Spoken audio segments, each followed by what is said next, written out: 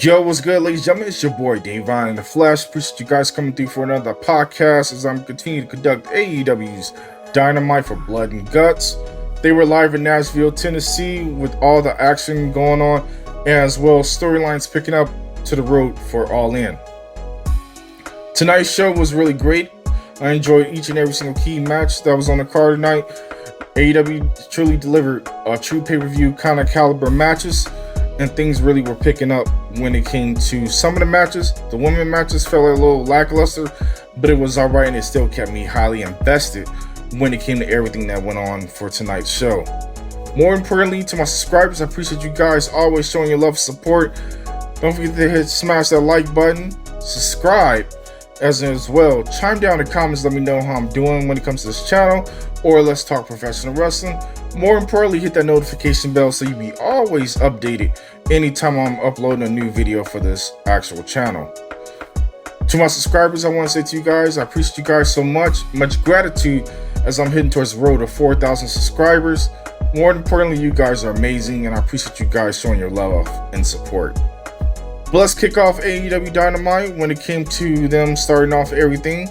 They started off AEW Dynamite backstage where Alex Marvez, he's on the hunt for a scoop with Will Ospreay in the parking lot, as the former AEW International Champion is trying to get into the arena for someone who has seemingly slashed his rental car tire. Ospreay borrows the keys of Marvez as the two take a ride, with the former champion telling Marvez that he never has driven in America, which got a little chuckle from the fans, and they ended up getting right to the action directly at ringside. They head to the ringside for a recap of the nearly 1 hour long AEW International Championship bout from last week on AEW's Dynamite 250. After that, the two rows of cheerleaders helped introduce the new champion as MJF made his way down up the ramp. He enters the ring, and then he calls to cut his music to get the wave of boos as things really picked up when it came to the segment.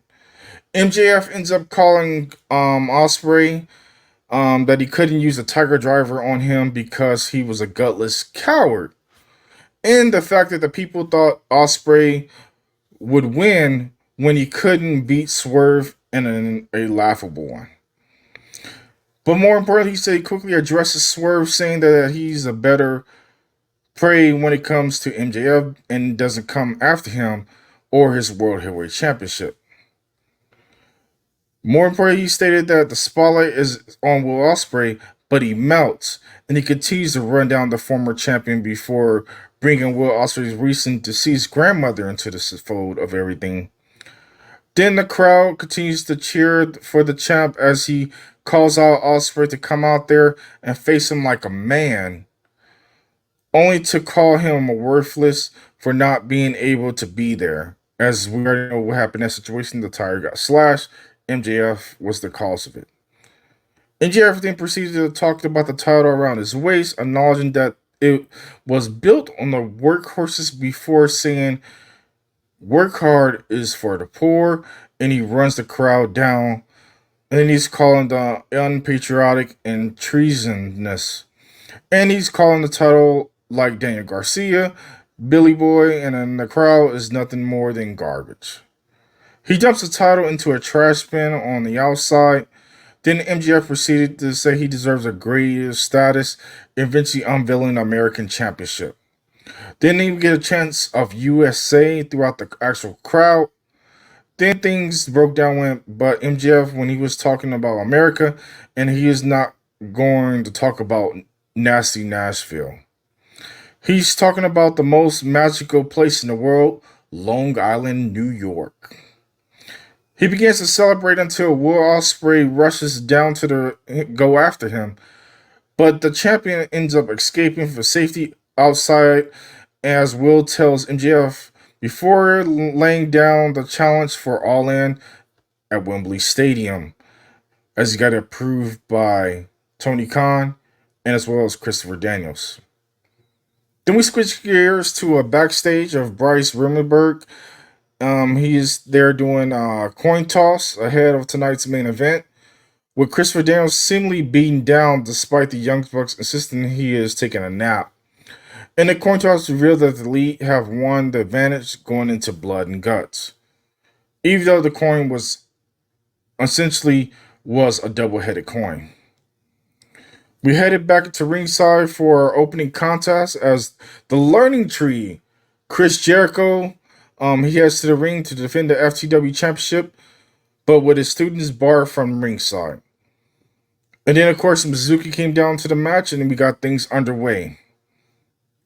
We started off with exchange of strikes between both men, with Suzuki sending Jericho to the corner multiple times. Jericho tries to escape to the opposite ring, but Suzuki catches him on the space between both, bringing him back to where they needed to be.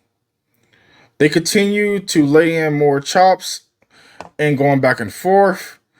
Jericho's chest is cut open from the impact as the fans chant "Chop Forever." Jericho shouts at Suzuki before laying in a couple of chops of his own, which led to the challenger continuing to wear him down as they go into picture-in-picture. As picture-in-picture comes back after everything broke down, we see the full effect of all chops as Jericho as he starts to finally get over on Suzuki. But the challenger traps him into the ropes before a modified triangle hold. Simultaneously, he's going after the hand of the Chris Jericho before the referee intervenes. Suzuki brings the champion to the outside and slams him on an announce table before grabbing a steel chair to attack Chris Jericho. He grabs Jericho and then he ends up grabbing a chair and ends up putting a beat down on the champion. Jericho on hands before snapping one of the champ's fingers. Then the action eventually finds its way back into the ring, where Suzuki continued to go after Chris Jericho's fingers. Jericho finally fights back to his feet and escaping the hold before hitting a code breaker, but only get a near fall for a 2 count. Both men end up fighting back to their feet for a couple of forearm shots and elbow strikes, and Suzuki gets on the upper hand and at the end before clinching a sleeper hold, but Jericho ends up breaking it. Then Jericho counters it into a waltz Jericho as Suzuki turns him over, escaping before locking in another sleeper. He transitions into a God-style power before Jericho breaks free and hits a low blow, and he finally hits the Judas effect to get the victory over Suzuki for the win. Jericho ends up retaining the FTW Championship, which was a notable great match. I enjoyed everything that was in presence of this match, but this match truly kept me invested, and I give it most importantly a 4 out of 5 stars. But it was hard-hitting. It was cool for what it was. Throughout the match, I felt like Jericho was really gassed, but it still kept me invested throughout the majority of this match. The post-match, Jericho celebrates the win before Suzuki is back on his feet and drops the champion with a Gotch pile driver as the measure up for revenge. Brian Keith and Big Bill arrive to the ring and lays out Suzuki until Shibata makes his way out for the save. Jericho and his students escape up the ramp as they end up heading towards the backstage.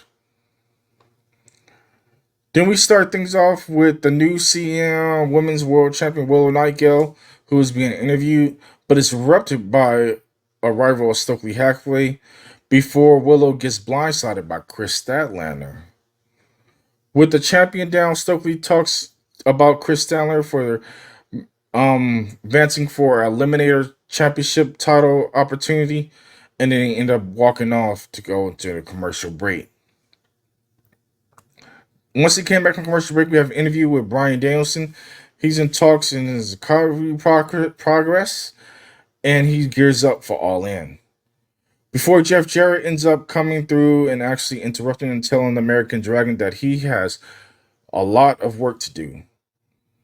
More importantly, that he says he needs to go all in, and when he faces Swerve Strickland at Wembley for the AEW World Championship. Then it was a sweet and sour when it came to the segment, but it was straightforward, and I look forward to seeing where Bryan Danielson and Swerve really put on a showcase over All In, as it's like the big pay-per-view similar to WrestleMania. Then we go back to ringside as Britt Baker makes her way to the ring as we get ready for Britt Baker DMD versus Hikaru Shida in a decent women's match. It was very mid at best, but like I said, it was decent, but it was cool for what it was. The two start off with the opening lockups, and then Shida forces into the ropes. Baker surprises her with a roll up for a near fall, but then Baker gets sent into the corner for her troubles. Ashita gets caught by Baker for a law jock, attempting leading to a series of near falls between both ladies. Baker heads to the corner as Ashita gets back on her feet and sends DMD to the outside where the two go at it. Sheeta sends Baker directly into the barricade where they mounted up for a few punches and bring her back into the ringside to set her up for the apron massive running knee. She brings Baker back into the ring as things go into picture, and then they end up coming back. And things didn't last long as things turned around as Baker was able to turn things around with Sheeta and nail her down. Before pulling out her glove looking for the lockjaw, only for Sheeta to catch her by surprise and clutching in her own armbar before eventually transitioning into a guillotine. Britt Baker escapes as Sheeta heads to the corner, and the action ends up being in the middle of the ring where both ladies land strikes back and forth. Baker gets on over onto Sheeta, but reverses the lead into a series of near falls between them both. Sheeta looks for a Falcon Arrow, but Baker reverses into an armbar, only for Sheeta to get to the ropes for a break. Sheeta ends up crawling over to the corner and debating whether to use a kendo stick, which leads to Baker dropping her with a neck breaker for a near fall. Sheeta questions a mark kick, but then it ends up hitting the Falcon Arrow, but Baker counters away for the katana for the lockjaw, and Sheeta ends up tapping out in a decent mid match, but it was okay for what it was. It was a 3.5 out of 5 stars. But it was okay for what it was, and it still highly kept me invested for seeing All In when it comes to Mercedes Moné and Britt Baker getting it on for the AEW TBS Championship. Post-match, we end up having Baker celebrating before Mercedes Moné comes out to address her. She teases that nothing will be more hotter than the CEO versus the DMD. Before announcing her answer to Baker's challenge, is still no. The crowd ends up booing, but gets riled up when someone runs into the ring to blindside the DMD. It's Camille, the former NWA Women's Champion, who's now officially making her debut.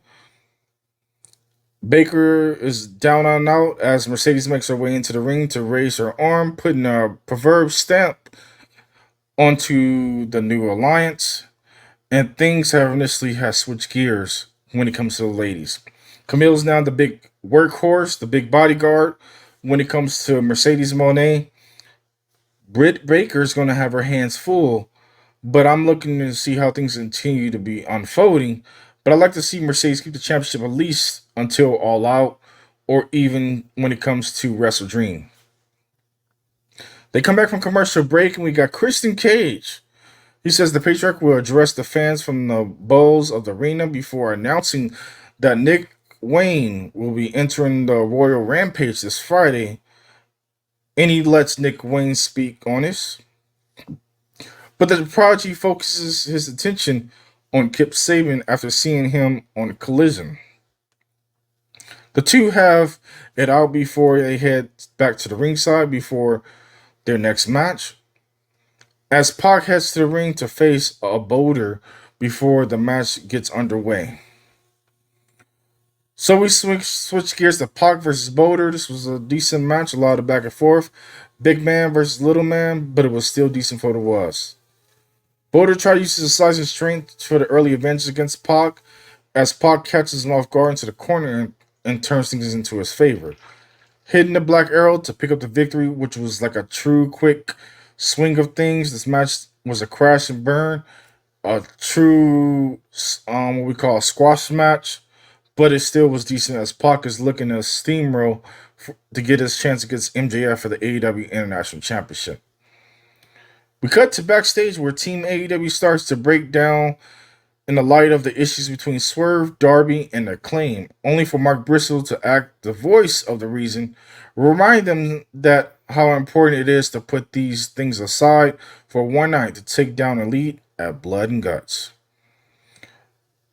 We switch gears back to ringside as Mariah May makes her debut as the Glamorous, with Kaitlyn Alexis already in the ring as her new extra opponent. Mariah May and Kaitlyn Alex gets things underway as things really broke down. They start off with a massive shotgun dropkick from Mariah May, and that set up the pace for the dominance of performance by May as she wears Kaitlyn down, and she hits the Mayday on Alexis before setting her up in the corner to hit the hip attack before pinning Kaitlyn with the no other than that lovely power driver to pick up the victory, as if she was no other than Toni Storm. After Mariah May ends up celebrating, she didn't get a big celebration for too long. They revealed Toni Storm coming under hidden as one of the actual staff before taking the hoodie off, and they get into a nice brawl before the actual staff intervene to break things up as they end up cutting away from the ringside and switching to a commercial break. Then we get the final Blood and Guts video package ahead for the main event, highlighting the rise of Elite as its current form and the efforts of Team AEW to take them down. The graphics was pretty decent. I liked the way how they did everything and set everything up for the graphics, but it truly kept me invested when it came to how they put everything together, including all the limits, including Jack Perry, including Okada, the Elite of the Young Bucks, and as well as seeing how things assembled when it came to Team AEW and their crash burn team being mash mouth but being put together. We come back from commercial break and we have backstage, and we end up having Darby Allin. He ends up coming in, being the first man for Blood and Guts. We officially get Blood and Guts underway. He heads to the ring, be the first man to represent Team AEW towards the cage, but is intercepted by Jack Perry, who blindsides him before lifting him into a powerbomb onto the side of the structure. Perry lays him back out with a couple of forearms before grabbing the steel steps and propping him against the barricade before bringing Allin back to his feet, just long enough to launch him into the steps. The impact sent him over the barricade into the crowd, and then Darby starts to fight back as the pair brawl throughout the crowd, and Darby finally gets back into it and sends Perry into the barricade before taking him over into the ringside. They finally get into the actual steel structure as they got things underway for the actual match. Perry responded by throwing a chair at Darby Allin before setting up a trash can in a corner, and then launching a Darby over his shoulders right into the can, and then Perry stays on the attack with whatever he can reach before taunting Darby Allin with a kick, and then Allin starts fighting back to his feet. The two lock up as Nicholas Jackson ends up making his entrance next, and they get a steel chair in one hand and a big AEW branded briefcase in the other hand. He steps into the structure as things continue to be a melee brawl between Jack Perry and Darby Allin. He sets the chair in the middle of the ring before assisting Jack Perry with a double suplex, but Darby fights out of it, and this doesn't last long before Darby gets sent into the side of the cage, keeping Elite in control as they go into picture-in-picture. As they came back from picture-in-picture, we end up having a little bit more details. They end up having more of a brawl and a couple of stomps. And then the Elite finally gets a notable member as Mark Briscoe ends up coming out, who makes his beeline to the structure and goes after the Elite as a chant for them boys ended up breaking out when it came to the crowd tonight. Then he uses the chair as a launching pad on Perry, and then he heads into the side of the ring before a ladder propped it up in the corner before he and Darby launches Nicholas into it. With Nicholas down, Briscoe sets up a ladder over him and allows Darby to get to drop on him. Darby goes after Perry on the other ring, with Briscoe continuing to attack as Nicholas and Matthew makes his way out as the next member of the Elite. He also has an AEW briefcase of some sort, tosses it to Nicholas for a blindside, and hit Mark Briscoe down and dropping him onto with a DDT. Perry gets to the other case in hand, and the Bucks continue to attack Darby and Mark Briscoe.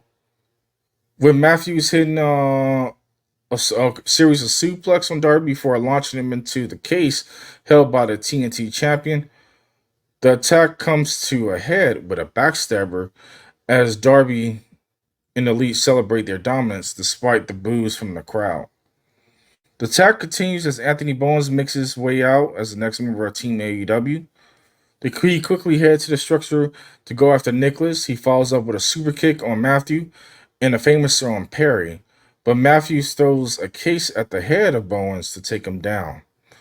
Mark Briscoe catches Matthews by surprise and then set him up with a froggy bully before the Bucks interference once again. They set up for TK driver, but Matthew gets cut with a cutter by Mark Briscoe. Then we end up having the thumbtacks coming into play, but it becomes a weapon for the Team AEW as they start to get the upper hand. Bowens pulls a pair of scissors out, attacking Matthews with it, as if Okada finally makes his way out for Team Elite as the next person. The Rainmaker makes Rainmaker's road sign in his hand and uses it to take advantage and swings away at Bowens, Darby Allin, and Mark Briscoe. Then Nicholas sets Briscoe up with a low blow from Okada, and then, of course, more importantly, Elite are back in control as we head to picture in picture as things continue to progress. Max Caster makes his way out next for Team AEW, microphone in his hand, not for a rap, but uses it as a weapon. He wollywops Okada and the Bucks with it as well. The opening allows Team AEW to come back on the offense, wearing down the Elite as Max brings out a barbed wire board with graffiti from under the ring. The Claim sets up a double suplex on Okada, but gets turned around courtesy of the Bucks, who slams Anthony Bowens onto the board instead. Then another board is brought out into the mix of things as they make a sandwich with Bowens in the middle between it, and set up a massive swanton bomb from Nicholas Jackson as they get another bag of tacks. Put some in Caster's mouth for a double pump super kick as Hangman music hits, but the final member of the Elite does not come out. The confusion allows Team AEW to get back in control as the Claim hits a nasty leg drop on Nicholas as Swerve Strickland makes his way out for the final member of Team AEW. Before he can even get started, Hangman Adam Page blindsides him from behind and then was waiting to put the jump on the World Heavyweight Champion. Page pulls out two pairs of handcuffs and locks Swerve against the side of the cage. He lays out Prince Nana before yelling at Swerve that he never want him to be champion again. He starts laying into Strickland until Matthew Jackson gets on the microphone and tells Hangman that it was a deal made. A deal is a deal. And last time they suspended Page, but if he doesn't get in the ring, they will fire him. It prompts Hangman to finally get into the ring, and he gets on the offense and starts welling directly on Darby Allin. As Matthew demands that the match officially starts, despite Strickland being on the outside. With the power used by the EVP, it was kind of seen that coming. The ref calls for the bell, and then Blood Guts is officially underway as we go in the picture in future. Jeff Jarrett comes down after the actual break, and he's coming with a guitar in hand, prop from the hometown crowd, only for Brandon Cutler to be in his way to intervene. Leading to Billy Gunn intervening as well, leading to a guitar to Brandon Cutler by Jeff Jarrett. Billy and Prince Nana then work on breaking Swerve free with the handcuffs, and the job is finally done as Swerve is now red hot, ready to get back into the ring. Swerve lays out the Bucks, Jack Perry, and then turns his attention to Hangman Page as the fans were saying fight forever. The two started staring each other down across the rings and then meeting in the middle, and the two trade punches before Swerve got sent into one of the rings. but he escapes a buckshot lariat attempt. Page fights back and looking to use the buckshot again. But then we end up seeing a barbed wire board, but Darby Allin intervenes and takes him down. And then Okada gets in, fends him off, and then Briscoe manages to get to the jump on him until Perry gets involved. Swerve is back up and then goes after Page with a staple gun, but Hangman fends him off long enough for Matthew Jackson to drop him with a low blow. The lead then opens another one of the briefcases, which was kind of interesting, and they all reveal the staple gun, and they end up stapling Swerve with like no tomorrow. But Swerve ended up just smiling it off, and he ended up coming back with his own counters with the staple gun, able to do each counter on each member. And I don't know why they were waiting for him. They kind of just propped in the corners and let him get his moves in, which is kind of like mid. They should have just jumped on him, or somebody could have got involved to kind of stopped it. But it made the world champion look notably strong when it came to the actual match. Matthews then gets attacked with a staple gun from Strickland, then the staple Page jaw before laying him out with the house call. Then things broke down as they have Darby's on attack inside the structure. Nicholas starts to climbing up the side of the cage before Bowens go after him. And then he is sent crashing through a stack of tables going onto the floor.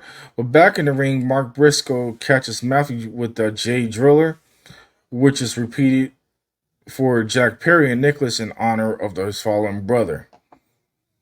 Darby gets Perry up for the table as Briscoe does the same on Matthews before climbing up to hit that froggy bow to drive him through the table. Darby follows up by using the truss of the cage to climb all the way to the roof and crash through Perry with that lovely coffin drop. Caster makes his way back with a pair of handcuffs, with Briscoe using them on Jack Perry to keep them restrained before Caster hands him a kendo stick and Briscoe asks Perry if he quits. But he gets spat on for his efforts, but Darby says it's time to get the party started. We see Matthew is handcuffed to the ropes as well, and he tries to reason with Briscoe, but Darby steps in with a canister of what appears to be gasoline. He pours some onto Jack Perry and heading into the ring and pulls out a lighter, says he's going to set Perry on fire if he doesn't quit. He says he wants a shot for the TNT Championship and that he will set Perry on fire if he doesn't accept it. Matthew Jackson intervenes and he offers Darby the title match as he tells Darby to stop. But that's not enough for Darby, who tells him to surrender or he'll set Perry on fire. Matthew relents and he says the league quits to bring the match to a conclusion as Team AEW ended up celebrating over their overrun time as things actually had transpired. Then, of course, hyped up the graphics for Royal Rampage as well as the show was going off the air and it had concluded AEW Dynamite. This show was great for what it was. It was better than last week's, but they put on a nice showcase even with the squash matches that was involved, even with Jericho versus Suzuki, and so many notable different things that went on for tonight's show. But I appreciate you guys coming through and showing your love and support. Don't forget to smash that like button, subscribe, more importantly, hit that notification bell so you'll be always notified anytime I have a video uploaded from my channel. But let's go ahead and get to the nitty gritty, everything for saucy. Chime down in the comments below. Let's talk professional wrestling. Appreciate you guys coming through and showing love and support. Until the next episode, I'll catch you guys later. Peace.